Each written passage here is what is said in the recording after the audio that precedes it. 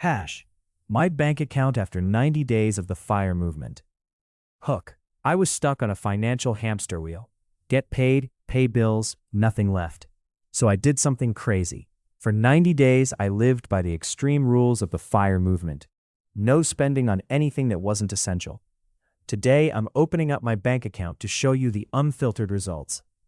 Did the sacrifice pay off, or was it 90 days of misery for nothing? Intro. The ordinary world. Before I show you the numbers, you need to see how bad it was. Money was a constant stress. I wasn't broke, but I was in financial purgatory. My bank account was a revolving door. Money came in, and boom, it was gone. Rent, car payment, student loans, and then the fun stuff. The little purchases that made the grind feel worth it. A dinner out, a new pair of sneakers. Each purchase felt small, but together it was death by 1,000 cuts. My savings rate was a joke. I was working so hard, but my net worth was going nowhere.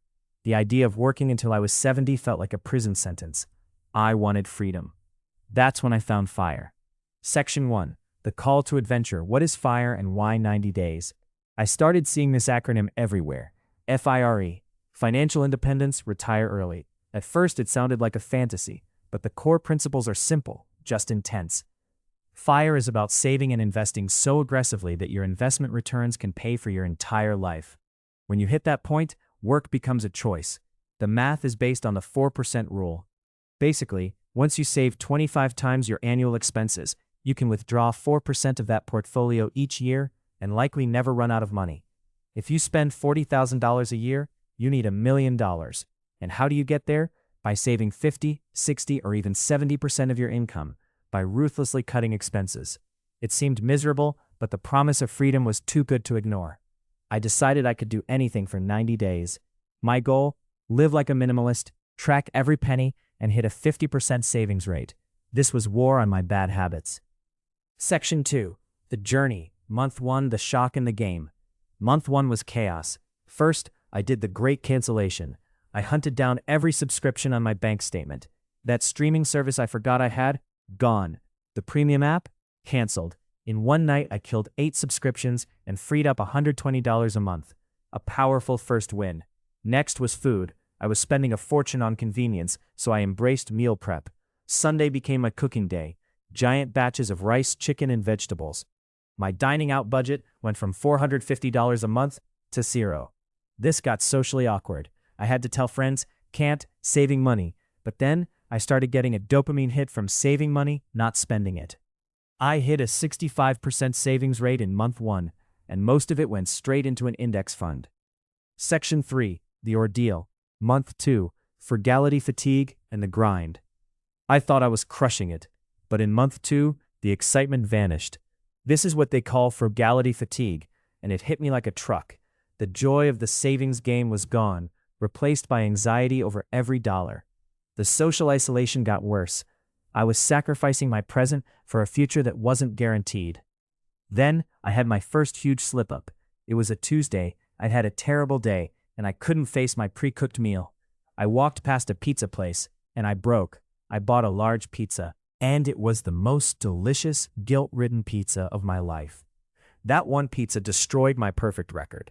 My savings rate for month 2 dropped from 65% to 52%.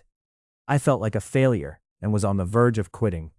Hashtag Section 4, The Road Back, Month 3, Finding Balance in the New Normal. After almost quitting, I knew something had to change. The goal is freedom, not a prison of misery. For month 3, I pivoted from deprivation to conscious spending. Successful FIRE followers aren't miserable, they optimize. So I created the fun budget.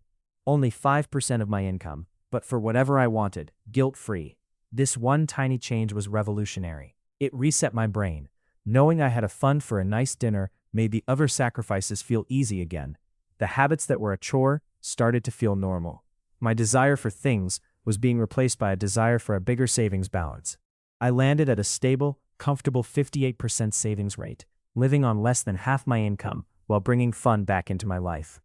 The big reveal, my bank account after 90 days. All right, the moment you've been waiting for. What did 90 days of this challenge actually do to my bank account? Let's look at the numbers.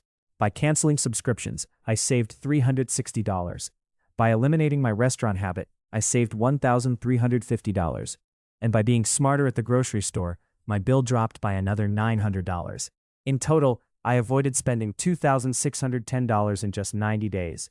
But that's not the best part. The real goal was to save and invest. My average savings rate over the 90 days was 58.3%. In actual dollars, I moved a grand total of $5,100 from my checking account into my investments. $5,100 in 3 months. Before this, it would have taken me years to save that.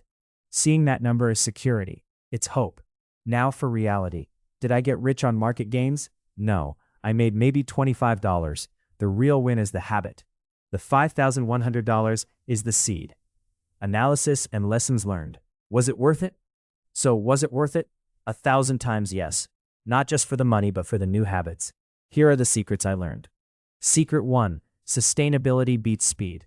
My burnout proves this. A sustainable rate is better than a fast flameout. This is a marathon. Secret 2. Focus on the giant wins. Forget the lattes. The real needle movers are the big 3. Housing, transportation, and food. Secret 3. You need a fun budget. Total deprivation fails. A guilt-free spending fund is the key to victory. Secret 4. Automation is your best friend. Set up an automatic transfer the day you get paid. It removes willpower from the equation. Secret 5. Fire is a spectrum. Lean fire, fat fire, there's no single way. This challenge was less about money and more about control. Conclusion and CTA. So what happens now? I'm not going back to my old ways. This experiment was the reset I needed.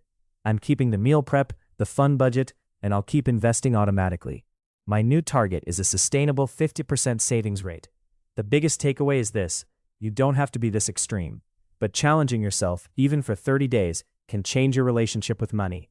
For the first time, I'm finally running in the right direction. Now I want to hear from you.